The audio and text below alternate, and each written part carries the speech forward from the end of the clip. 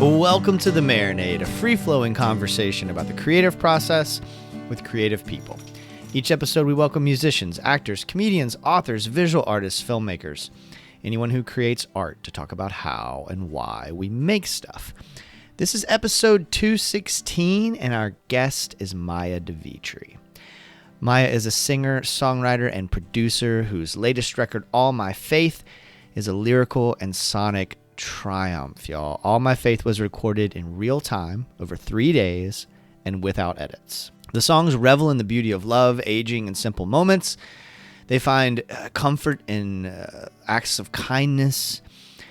What you will hear in this conversation is that Maya de Vitry is every bit as deep, charming, and intelligent as the songs she pens. Everyone, it is my great pleasure to bring you my conversation with Maya de Vitry.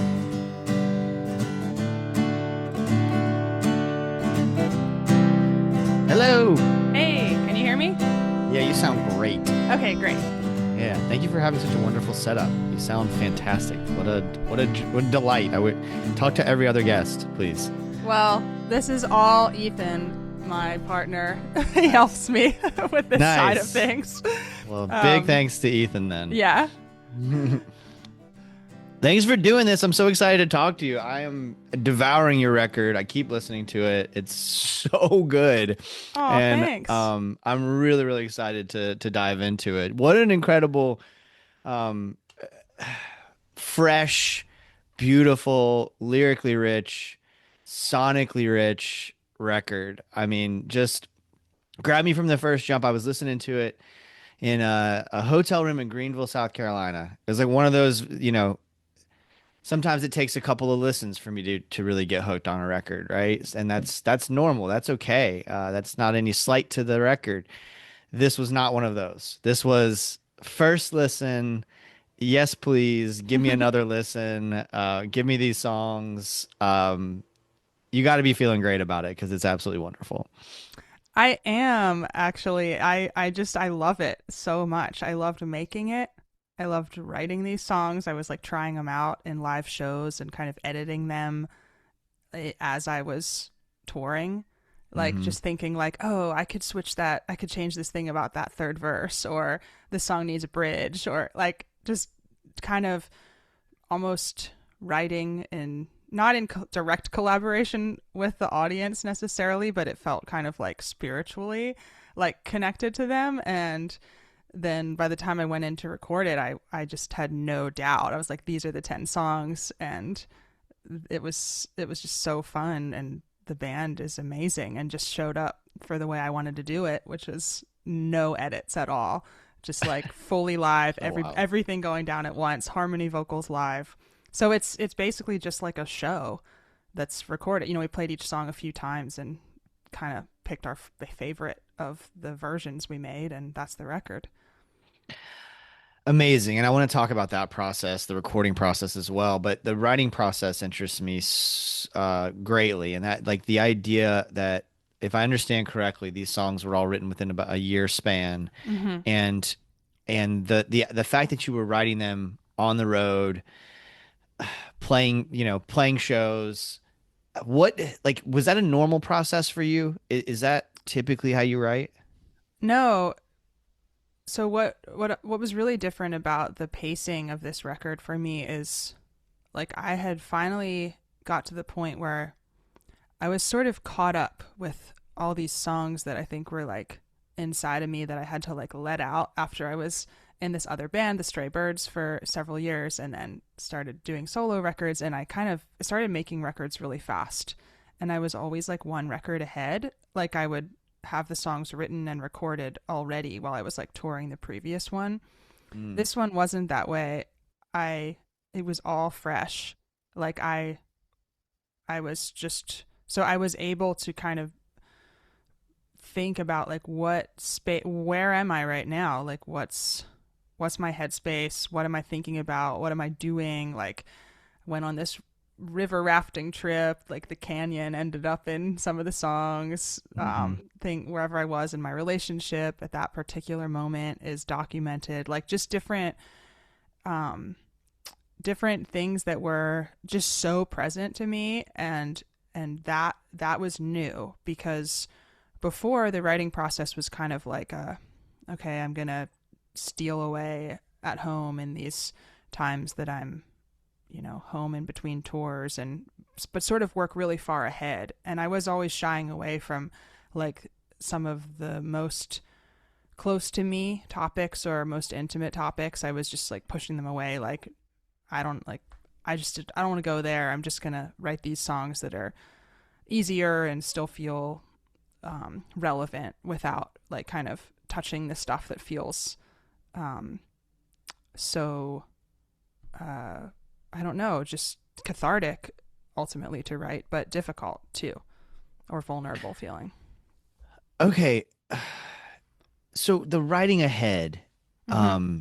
it sounds like you're quite prolific with your writing. I mean, if you're out touring a record and you got another record already written, and that's not the norm in a lot of folks I talk to. Where does that come from for you? It's just, Like that discipline? yeah, I don't know. It doesn't really feel too much like discipline. It just is maybe habit, or Mm, I um I think it was like having a lot of creativity, like pent up, having a lot to give, wanting to give a lot, and just trying to find an outlet for it on a record. And so then I would, yeah, cram some more songs onto a record and record it. And I think that the difference with this one is that I had a lot of space from myself. I had a lot of space from recording my own music mm, because I produced 4 records for other artists. And so I was in the studio, but on the other side of the glass, and like helping them put bands together and coaching their vocals, and like just being in a really different role for like 4 entire full length records. And mm. then went in with this one. And so I was so comfortable in kind of like zooming in and zooming out in the studio. And I just felt really comfortable with the space. I chose an engineer, Sean Sullivan, who I had worked with on some of those other records, someone I was super comfortable with. I knew he would be understanding of my vision for how to record this with no edits. And so it was, I think that taking a lot of space away from my own stuff was really helpful. Just like really, really pouring myself into these other artists' records. And then when I kind of came back to myself to focus on writing this record in, 2025, it was, there were just like very, very clear themes and very clear songs that were like, hello, please write me. So that was really cool. It didn't feel, I mean, there was discipline in finishing it, but the ideas were there. I think just because I gave it some I gave myself some breathing room, like as a, I don't know, as a creative person, as a writer, like didn't force it, and it really did help me to gain stamina and gain perspective in recording environments by being in that supportive role for all those other artists. Okay, that's really helpful to understand, like process wise, but like emotionally, you mentioned earlier that a lot of the stuff you're writing about is kind of out zoomed out a little bit, whereas Mm-hmm. like this record is so personal and you're going in places that maybe you weren't going before. How did you get to that headspace where you were comfortable writing those more personal songs? Combination of things. I mean, one thing that really unlocked certain songs, like Traveler, which is about me spending like kind of like a final afternoon with my grandmother. Mm, She like that one. It just like showed up. Um, it was very clear that I, by some of my journal writing I was doing while I was on this writing retreat in Texas at the Blue Rock Artist Ranch in April of 2025. Um, it was just one of the things I was writing about a lot in my journal and kind of started to come up. And So I think having like some dedicated space away, like that was such a gift to have that retreat. I applied to this writing residency there and got to spend a week in hill country in Texas just writing. And there are several songs that are from that week, and then the rest of them were sort of from, I don't know, an adjacent headspace somehow. I think also just thinking like what song, what would be fun to sing in my show, like Mm. what feeling do I want to have, what story do I want to tell, what um like the Bachelorette song Mm-hmm. was me like observing this, bunch of bachelorettes at the Nashville airport, which you can do basically anytime you go to the Nashville airport. Right. But they, I just observed this scene and super hungover, but kind of helping each other and just the vulnerability of that. And I started taking notes of their conversation, and then like kind of had a draft of the song on that plane flight. And I was like, this is cool. I need to dig in, because just because I take tons of notes on songs, like this is a song I should Mm. write, but the follow through of like picking which ones to really follow through on, I guess that's kind of the moment of truth or something. And, but that one I was like, this will be fun. I haven't really written a song like about Nashville. It is, I don't think it says Nashville. Maybe it says Music City in the lyrics, but it felt like a fun moment to be able to talk about Nashville more in my set, because Mm-hmm. I've lived here for 10 years and a lot of people can relate to the bachelorettes and the bachelorette party here. So the bachelorette party like industry here, where they Yeah. have like a niece who just went here for a bachelorette party or something. So um it just felt fun. Like it was like a fun moment in the set, and I wanted that, and like the relief of that, because some of my songs can be kind of heavy and introspective. So I think just like thinking about the balance of what I wanted to experience with my audience. I think that one does it like, and especially the sequencing. It's the what, third song on the record. Um, I like it breaks up a little bit of the heaviness too, you know. Yeah. Although it's not like it's totally lighthearted. I mean, there's like Yeah. I mean, there's a lot of like questions about alcohol abuse that come up to me in that moment, not in a judgmental way, in like a just a life, lesson kind Totally. of way. And um, you know, Jesus is mentioned here. Like, yes, it's a fun song, but it's not like you let us totally off the hook, but it is a nice kind of like breather, on the record Yeah. sequencing wise.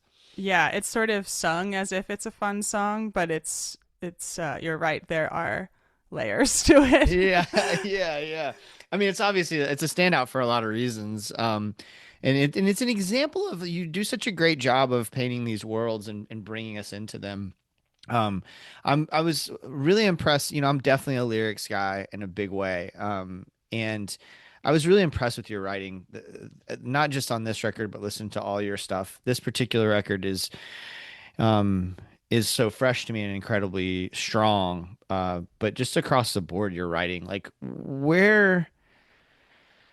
well, let me back up for a second because I do want to dive into that, but I don't want to miss an opportunity to ask you about like you're observing this scene with these bachelorettes and or the bachelorette party, and you're jotting down like this part of their conversation and that kind of thing. Are these lines that are coming to you, or is it like a sketch of an idea of a song? Like, in your process, what are you sort of jotting down? It's this one, it started as like a very literal thing because one of them said, "Do you need me to hold something for you so you can stand up?"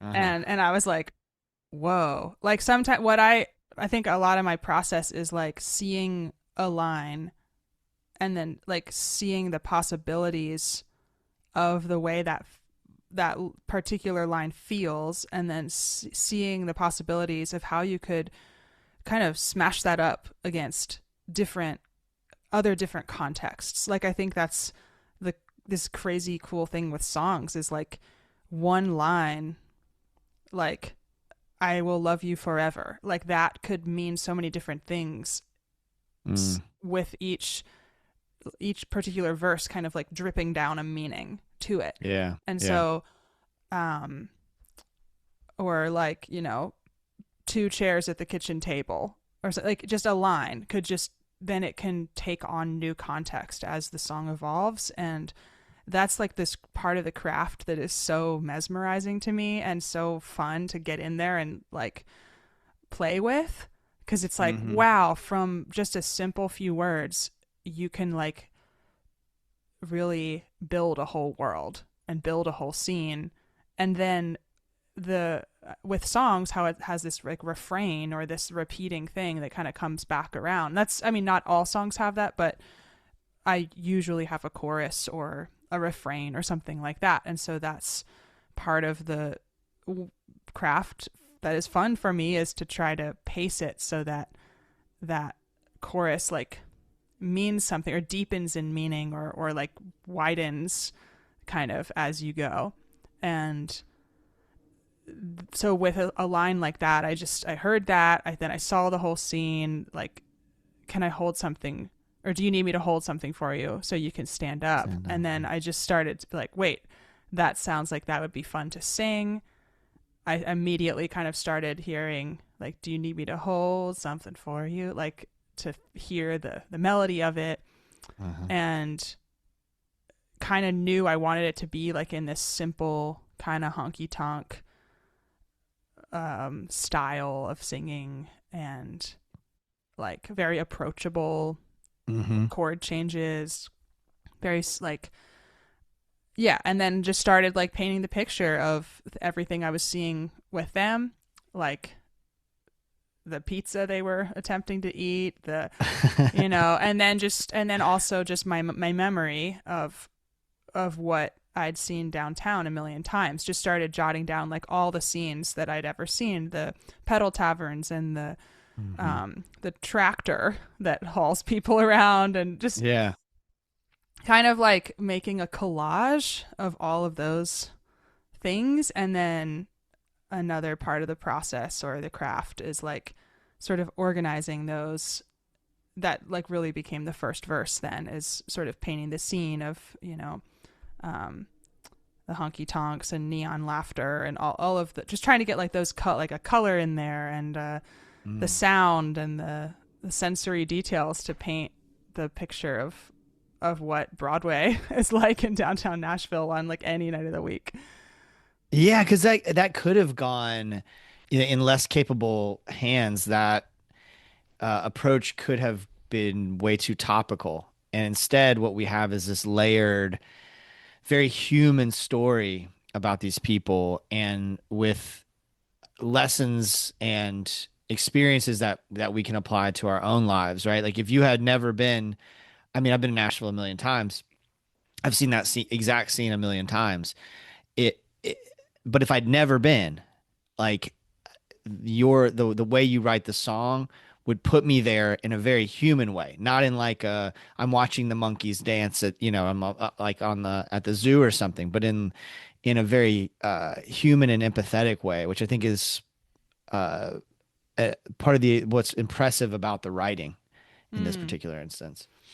And I think part of that song for me was my admission of the judgment that I'd had, you know, and like saying like, oh, like my judgment is being challenged. I have sort of felt like, oh, these invasive tourists coming in here, you know, and then I just had this moment of watching them take care of each other.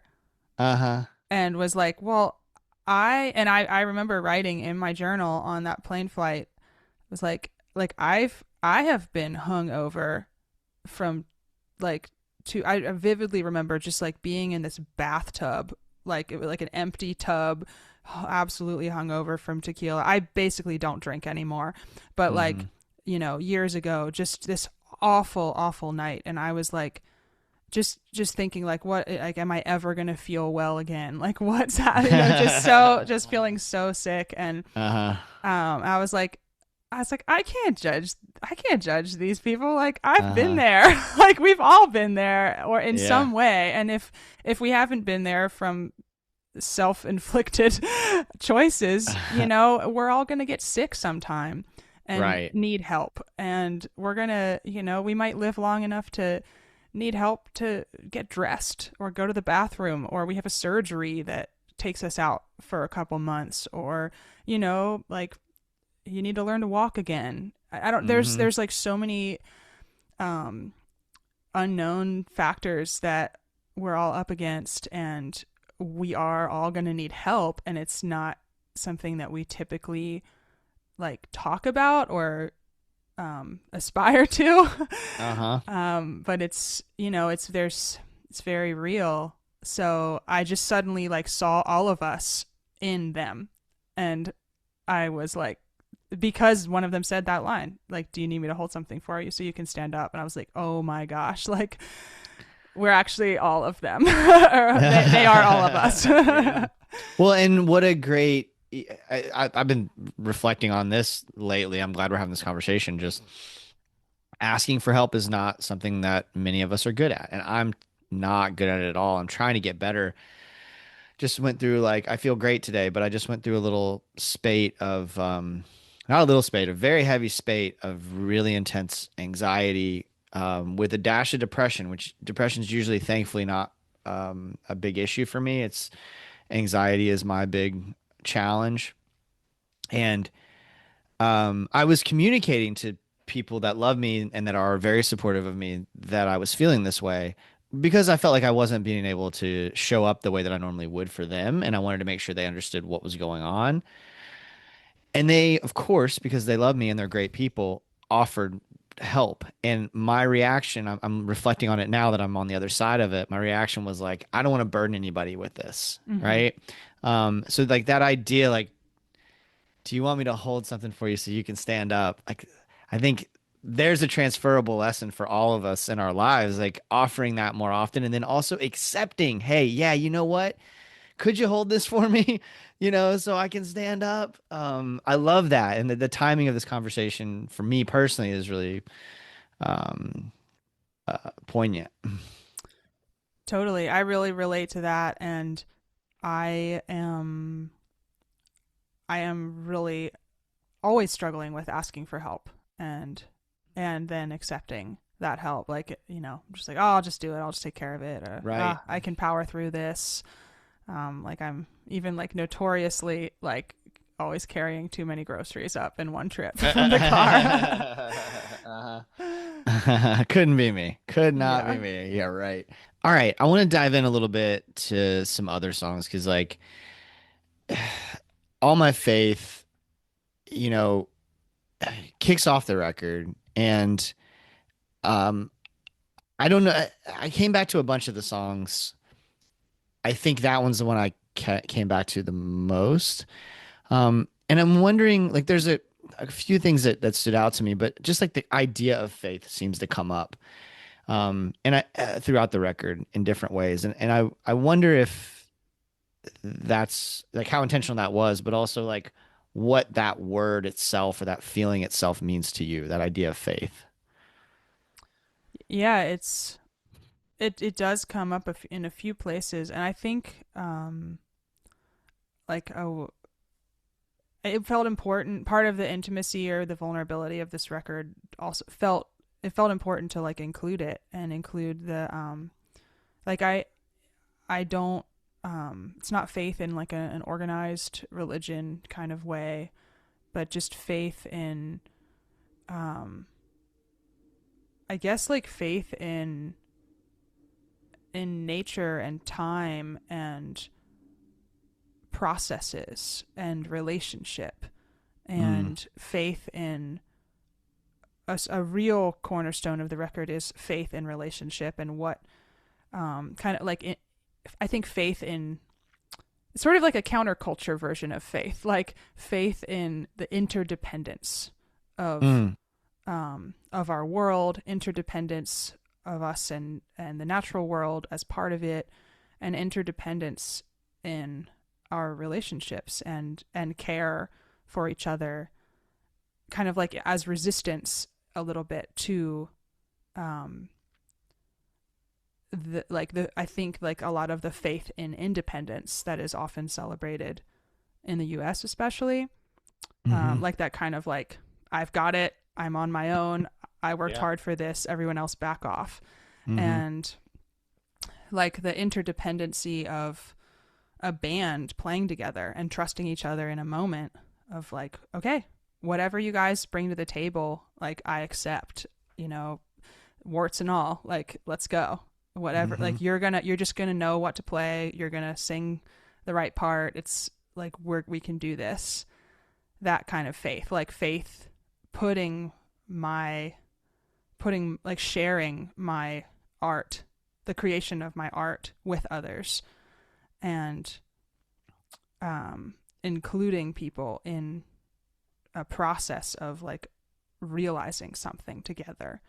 And I think faith for me is, I mean, it's a part, it's like what gets me up and going the next, it's the counter to any anxiety or depression that I Mm-hmm. experience at times. It's the like, but then spring comes and look at what's happened. Look at how vibrant this color of green is that is just naturally happening in my yard. And look at these bees and how fat they are and how like the way that they just know what to do and how to pollinate this. Like Yeah. that, like a faith in, it's a lot of it is faith in the natural processes and flow of life. I guess like faith in the flow of things, because especially in that song All My Faith, like addressing um like one of my friends' moms, she was like, I just don't like the part about the rotting. Like there's parts of me are rotting. It's almost like too. It's a little disturbing or something. And I'm like, well, that's, Uh-uh. it's also like real. Like what about when you have a Mm. cavity and like Yeah. there's parts of us rotting all the time. And I guess it's wanting to see all of that just as, and still have faith, that in health and in life going on and in um yeah, and then I think like a faith like spiritually for me is, I grew up actually going to a Mennonite church, a very progressive Mennonite church in Lancaster County, Pennsylvania. So there's a lot of different kinds of Mennonites. There's like the kind that would, wear head coverings and long dresses and drive in dark colored minivans mostly. But and then there's a lot of Amish people there too, which are different and more conservative and more kind of, horse and buggies, and lots of Amish neighbors up there too, where my parents are. Um, but a large part of the Mennonite outlook, the Mennonite perspective that I grew up with is the kind of like the kingdom of God, the kingdom of like the belonging that we all have to each other. There are no like borders. There are no like national boundaries. It's really just this kingdom that we're all a part of. And Mm. so that's very strong and deep for me, like in my orientation as a human, and just the way that I see um, people and the way that I see the world is through that lens, that I grew up with. And no matter what, I can't really outgrow that lens of inclusiveness and belonging and kind of a global sense of belonging to a greater kingdom together. And so that's like, um that's just a deep part of my, yeah, my view, my perspective on what it means to be human, to be part of the human family, and then part of the, the global family. I love that. I don't have to ask this question now. I don't think because you answered it so eloquently. But like typically, I start to like toward the end of the conversation, I usually ask about community and how you're building community and how you're because I it's so present in my mind right now. And with the way with fascism here in America rooted and normalized and bigotry such a part of the mainstream culture and celebrated in such big ways. Like, what are we doing for community to reach out to each other and be a part of that more global community? I love it that you're thinking that way and that you're writing about it in that way. to hear you articulate the way you just did is helpful for me as I think about try not to feel despair in some of those ways, um, and feel less alone in my quest for community and connecting with people. That's really beautifully said. The There's also like you were talking about that line. I mean, these songs give and give. Like the more I dive into them, the more impressed I am with the writing. Like that part about rotting, and some parts of me are rotting, and how blood's a sign of living, and also a sign of dying. And the headwaters of laughter are the headwaters of crying. Just this song. I mean, and that one didn't even stand out to me before. Now it's blowing my mind. Right? There's this in the what is that? The second verse, I guess. Yeah. I'm not gonna read the whole thing, and this is out as a single, right? Folks can listen to Yeah, this. yeah, that Okay. this is out. All right. The more than likely this conversation will come out around the time the record comes out. But if not, everybody, the song "All My Faith" is out, and it's actually going to be my choice for my song of the week with my friend Jordan Foley and Life's Greatest Hits. We publish a song of the week over on Instagram. This is going to be my song of the week. This like the second verse. I'm already on your side. It's about halfway through the second verse. Picking mint by the handful, huckleberry stained ankles.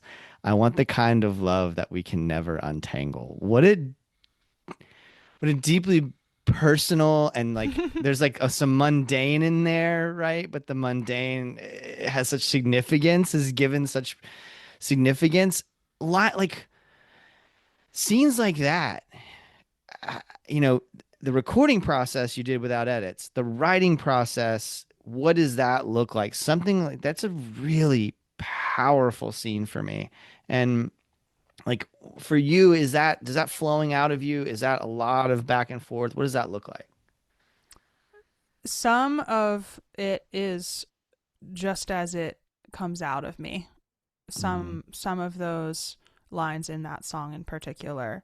Like I still I have this tiny little notebook, like maybe this big, very small, Uh-huh. that I had with me on this whitewater rafting trip in Utah and Colorado. And that's where the headwaters of laughter are the headwaters of crying Mm. line. Like it was in that little journal one night that I wrote that down because we had been going through these rapids and I was laughing and crying. Like I was like, I'm actually just like, it's the same thing. Like I felt like I accessed the same like source of them and they were inseparable. Like, Mm. because I was like terrified in a way, also so grateful that we made it through this one stretch. I mean, my like instruments were like strapped into the raft, like, because I was playing music on this trip. Uh-huh. And it's kind of like the gnarliest section of rapids. Yeah. Um, but so I was like, I had tears in my eyes, but I was like, there is a little fear in here. And there's also a lot of like, I was laughing as we went through it. And I thought maybe I would just be scared, but I was laughing because it was so thrilling. And just so that those moments where you're like so in touch with like the essence of life or something. And I was reflecting on that later that day. And that line just came out, like the headwaters of laughter are the headwaters of crying. And didn't know yet, like, okay, that's going to be the last line of this song called All My Faith. It just existed. That line just existed. And then Mm. kind of like things slowly sort of come together. And so, yeah, as you pointed out, like there is no editing in the recording process of this record, but the writing process, tons and tons of Mm. editing, of reworking, reordering words, like down to like word choice, like specific words.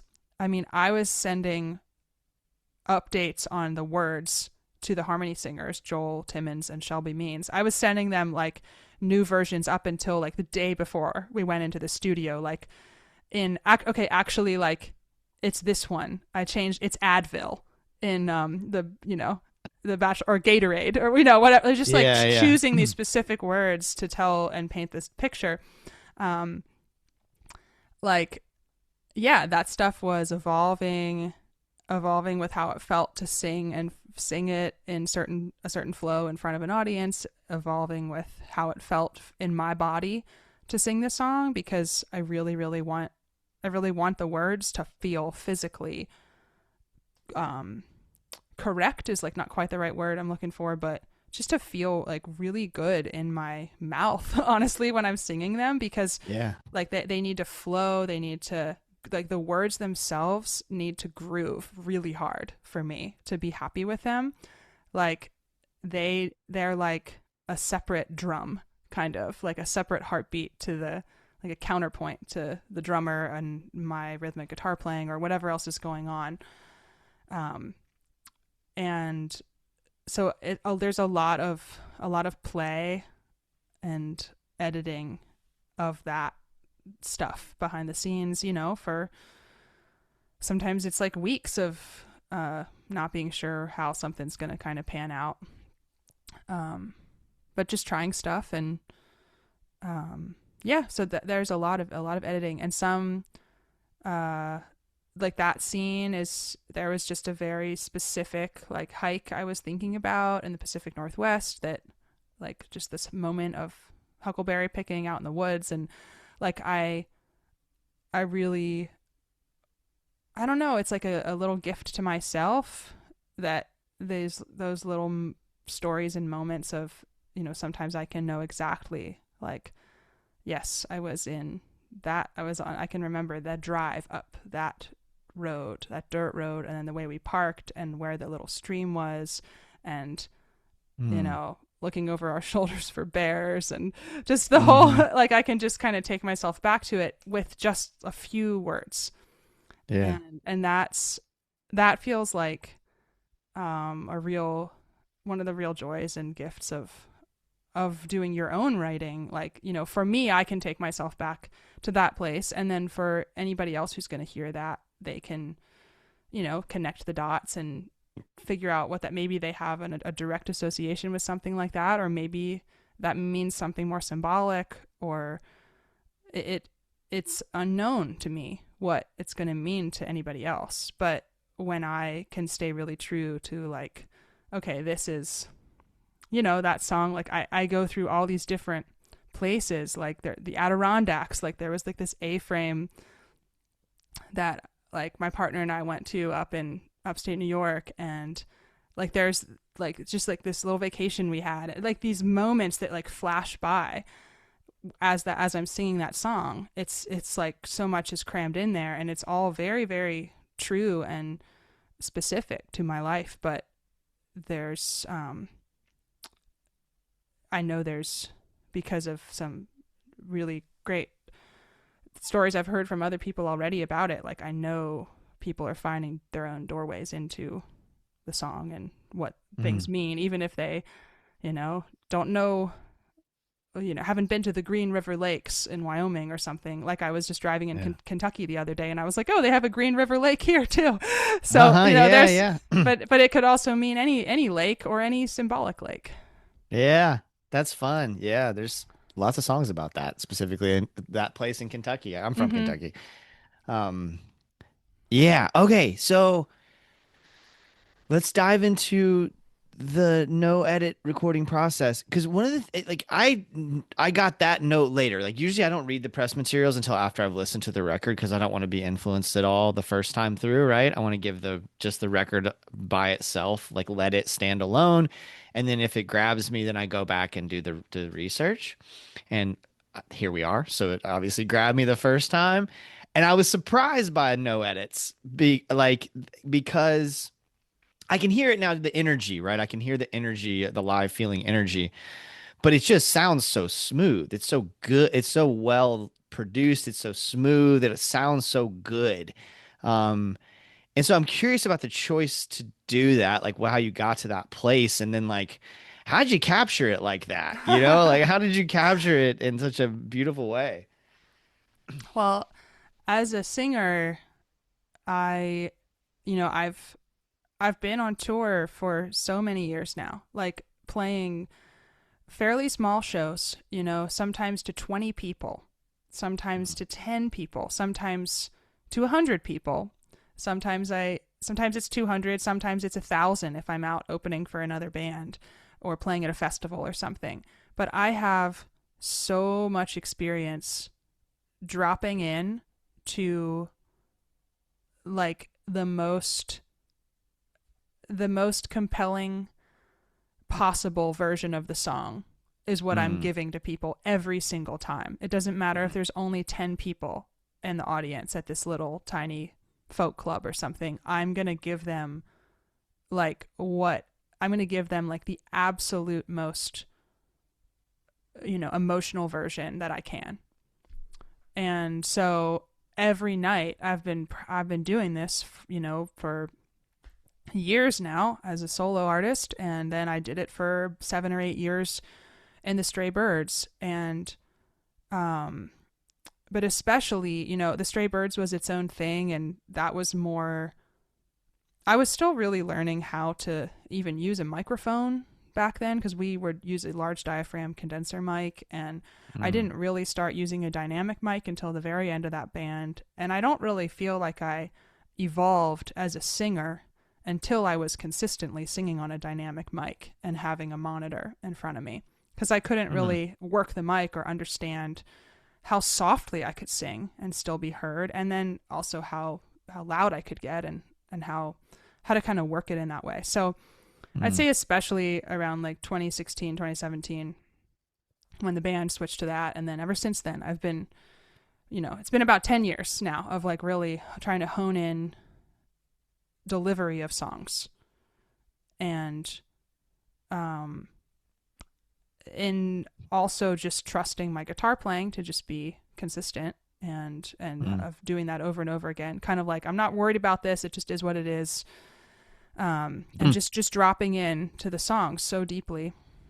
And yeah, my decision a little bit came from just a little bit of fatigue about like what making a record can become, because it can become this chasing of perfection, especially like there's many records that are made where it's like the band plays and then the singer goes in separately and kind of cuts their vocals separately. And then once they sing the songs, you chop them all up. And, this, I'm just, saying it for any listeners. Yeah, no, it's helpful for like, people. Yeah. Like a lot of times the vocals get really chopped up. So you might, in a phrase like, the headwaters of laughter are the headwaters of crying. Like there could be like, it could be like each word comes from a different original version and it gets stitched together. Yeah. And that's just a part of like the modern recording process. It's very normal and it's very accepted and it's very widely practiced. And, there's nothing really wrong with it. And there's not really any wrong or right way to do any of this. But it is extraordinarily tedious to have to make those decisions and be like, well, I think that the way I said waters in this version, I really like the S on this one a lot better than the S on version 3. So, like it just gets so the minutia and the like it's sort of like, I don't know. I was just like, I don't want to do that. And I've done like some of that on my other recordings. I usually sing live with the band, but then I'm usually isolated so that I could we could take like this verse and put it with this other verse. I try to take like as much whole sections as possible, but sometimes it's like, oh, I like this word better. So I have done that in the past with some of my recordings, and I just wanted to kind of get back to like, no, like I just want to be in the song. Like if it's good enough for me to show up and sing these songs and give my all, give my whole soul to 10 people in, Fort Collins, Colorado some night, like that can be good enough for a record. Like I'm like, I know how to sing these songs. I can do it. I believe it. And I believe that I can choose the band that will go there with me and will see Like they didn't know until we started the record. They didn't know that I was going to say no edits, guys. Like what's your Oh, plan? wow. What you're playing is what you're playing, because they didn't hear the songs ahead of time. They're just such pros. They just know. They just Wow. know what to play. So we would kind of rehearse it a little bit right before we recorded. But Uh-huh. we didn't have days of rehearsals or anything. The harmony No. singers did. Joel and Yeah. Shelby and I, we really honed those harmony parts. They knew the songs, but nobody else did. So they were just coming in cold. They had the demos of listening to us singing them, just me with an acoustic guitar and the two harmony singers. So they could have listened to those, and I'd say about 50-50. Some of the band was like, cool, I checked out the tunes we're going to do today. And the other half of the band was like, cool, so what are we doing today? So it just depended, but they're all such pros and their instincts are so, so honed. You know, they've been doing it for 15, 20 years at this point, and they know what to play. They know when not to play.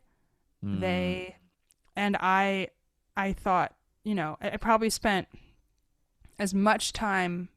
Basically, there was a lot of editing going into who was going to be in the studio, because I really, really thought about which, you know, if you'll, like in the liner notes to the record, you can see that like there's only drums on a handful of songs. There are a majority of the songs don't have drums at all. And like that was a choice of like, okay, I want some of these songs to just feel even more intimate, closer, just kind of less rigidity to the form. You know, I just don't want drums. So, and then there were ones that I wanted to kind of stick out as like the more rocker ones. But then which ones were going to be that? That was a whole thought process of which days are we going to, you know, play with which musicians. And so there's a lot of editing and a lot of, just in the literal list of, okay, these are the people I'm about to call up or email and ask to be a part of this.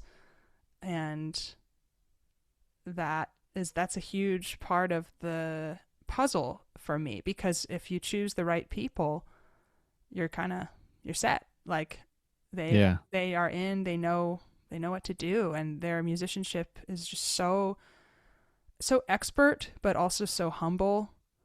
And it's like just amazing to be among that level of care from musicians and just feel so seen and held by them. Like, you know, I'll show them the next song and they just start, they can already feel what to play on their instrument to support that song. And then we would sort of okay, like Joe on the keys, you're kind of doing this thing.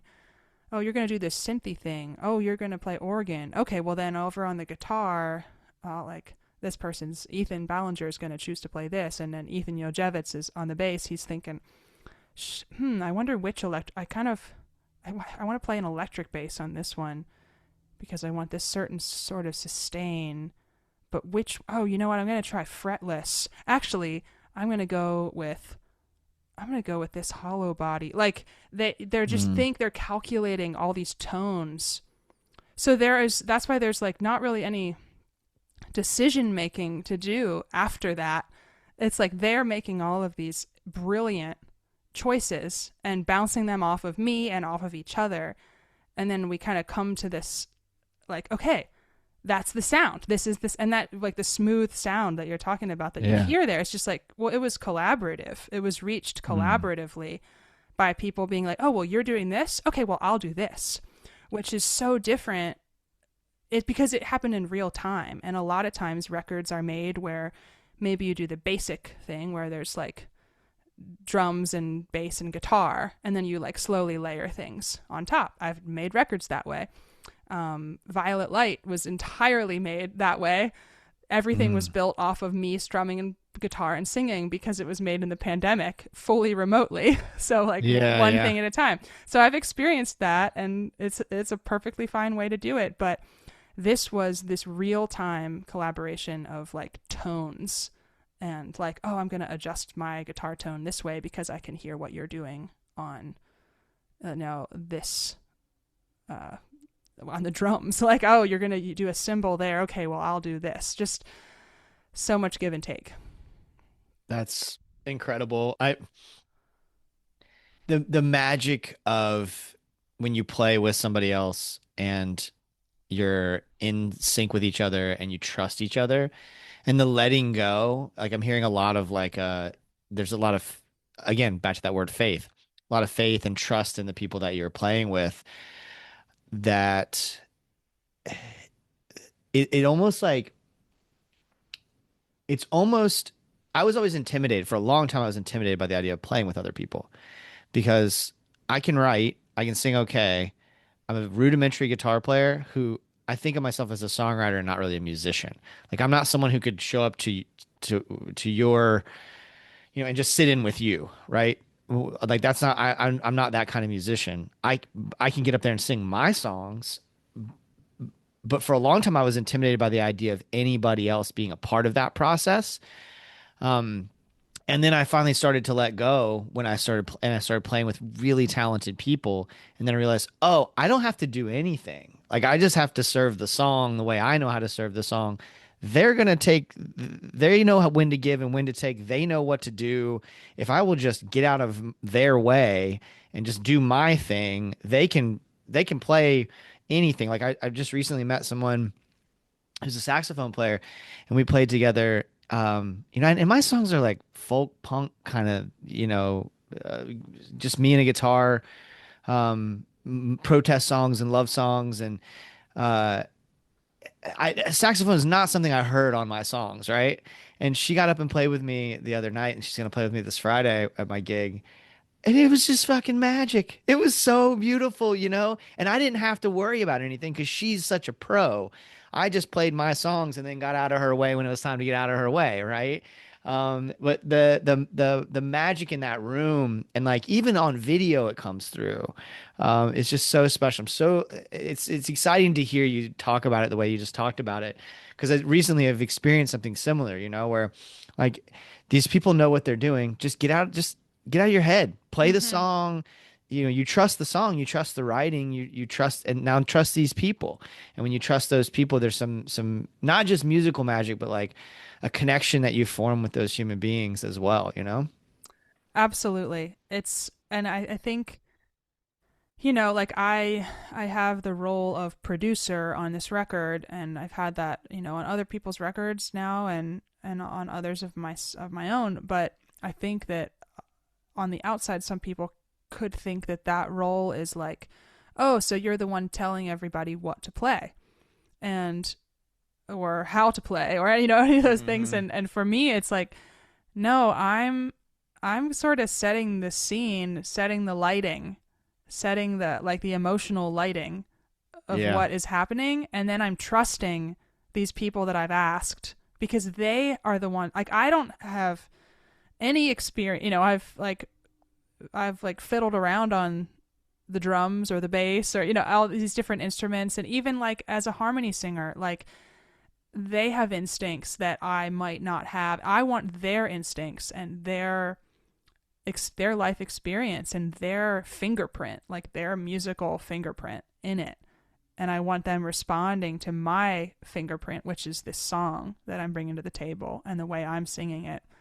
And Hmm. that is like, I think so the trust is a huge part of it for me, and the staying out of the way. And there are moments where, I might say, I think, like I'm pretty big on like really finding like the right tempo, that I just, it's got to sit. The lyrics have to sit just right for me, and like the right, because sometimes you could get really excited and you play a song too fast, or you're really Mm. tired, it's right after lunch and you play a song too slow, and Uh-huh. so just like kind of finding that was probably the most kind of like direction that I was giving, is like, all right, hey Dom on the drums, can we like just like, I think just like a notch faster. I think the lyrics will just groove a little harder if we just notch it up like one, you know, Mm. one one little click faster in your head. Mm. So it's that but it's so light. I think like the direction that I feel that I am really responsible for giving, because there's so much being brought to the table by the people Mm. that I'm choosing to bring into that room. Well, it turned out beautifully. What an incredible record. I'm so excited for people to hear it. I'm so excited to share as our song of the week, to share all my faith coming up on this Monday. As we're recording this, it's on Thursday. Um, this has been such a pleasure. We usually end it on what you're getting down on. So that's the art that has you fired up at the moment. It could be music you're listening to. It could be a book you're reading, whatever, art wise, that's got you fired up. Oh my gosh, I feel like I just kind of got back into reading fiction.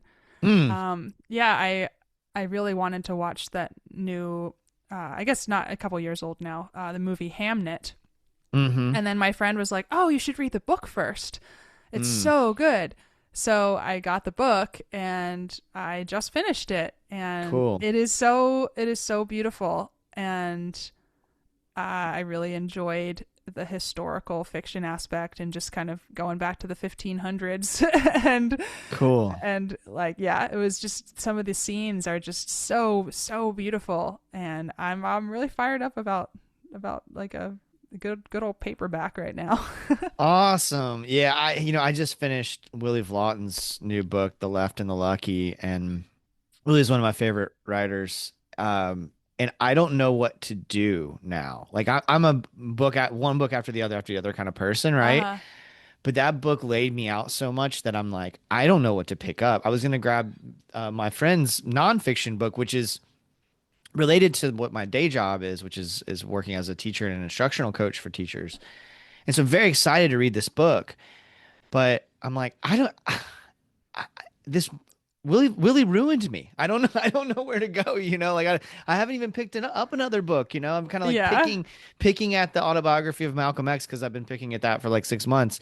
So I'm like went back to that because I go, okay, well at least this is something I haven't been fully invested in, and I've just been kind of playing with. But when a great work of fiction gets a hold of me, like I don't know what to do now. Usually I I'm one after know. the other, but It's like you have to live in the afterglow of it for a little yeah, while and kind of yeah, like integrate it or something. Like I'm just like, yeah. okay, I need to call up my friend Hannah and be like, "Hey, let's talk about Hamnet." Oh my Yeah. gosh. Yeah. That's awesome. Well, thank you again. What a pleasure. Again, incredible record, and thank you for being such a giving thought partner. Like I feel like I feel as though I learned a ton about your process and about this record, and I'm really excited for folks to hear it. So thank you again. Oh, thank you so much, Jason. Thank you for Awesome. having me. Awesome. Have a great day. I'll talk to you. You too. See you. Alrighty. Bye-bye. Maya de Vitry, y'all. Thank you so much, Maya. Thank all of you for listening. MayaDeVitry.com for all things Maya. MarinadePodcast.com for all things The Marinade. Follow us on all the socials. We're on pretty much everything, y'all. Subscribe and give us a 5-star rating on your podcast app. Think about somebody right now who makes stuff in your life. Okay? Somebody, it could be anything. Maybe they're a musician, but they don't have to be. Maybe they're a painter. They don't have to be. Maybe it's just somebody who likes to cook, right? They're really, they like to throw down in the kitchen. It could be any number of things. They like to crochet, right? This is their show. If you like to make stuff, and we all do in some way, tell somebody. Think about who that person is and give them a link to the show. Send them a direct link to the show or to marinadepodcast.com. It's a free way to support the Marinade, spread the word, build community. And y'all, I'm just so grateful to each one of you. It makes a big difference that you help spread the word. The biggest way that we get the word out about the show and continue to grow is people talking about it. So thank you. Thank you, thank you, thank you, thank you, thank you. Do it in real life. Do it online. Just continue that conversation and build that community. If you really like what we're doing, consider joining our Patreon or our Substack. Just a couple bucks a month, y'all. I put Patreon exclusive content and Substack exclusive content like our show, Jason's Journey, where I talk about the moments that shape my creative life and provide a window into the process of making the Marinade. I have started to post everything that I post on Patreon, which is what we've had for 9 years now.